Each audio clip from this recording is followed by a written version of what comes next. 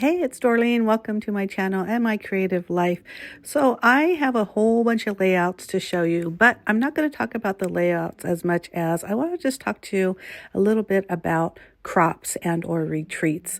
So just curious, do you go to them? I like to go to crops and retreats, but I also like to go to the ones that I feel like are worth your money, if that makes any sense. So what I'm talking about is this particular retreat I went to was great because it was one price, which I didn't think was too much. It was a little bit less than $100 a day, or a little bit more than $100 a day, but it included, your 3 meals, your room and board, or your room, I should say, and also, the crop room, right? And anything that entails. Now, of course, there's things to buy there, so you always spend a little bit more. There's classes and demonstrations and just games, all kinds of fun stuff, lots of little gifts, which was a ton of fun. So for $400 for 3.5 days, totally worth it. Now, I don't think it's worth going to one where you're sitting in a hotel ballroom and you pay like $300, but then you also have to pay for your hotel room, which is another $400, plus your meals, plus your blah, blah, blah, whatever else. I just don't think, for me anyways, because I have a craft room that I can leave all my stuff out. I can pretty much do any scrapbooking at any time. So for me, it's not worth it. Now, I would totally get it if you had little kids or a demanding household where you don't get that time to, or you don't have a craft room where you don't get that time to just kind of relax in your own space. I can completely understand it. But, so I have a hard time with that. But I do love day crops because I think that's always a lot of fun too. I'm also one of those people who packs very lightly, and that is both good and bad.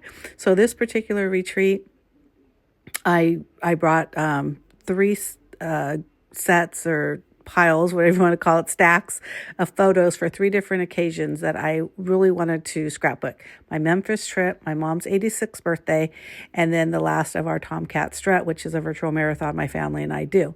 So I was jamming through that first half day on Thursday, and I want to say I did all Tomcat Strut. I did almost all of my mom's birthday.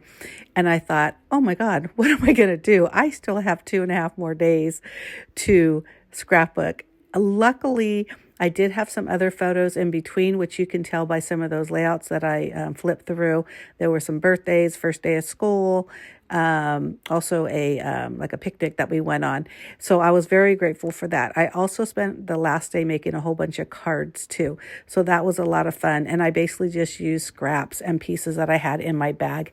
So I got real creative in a lot of things because I only packed really for those 3 events.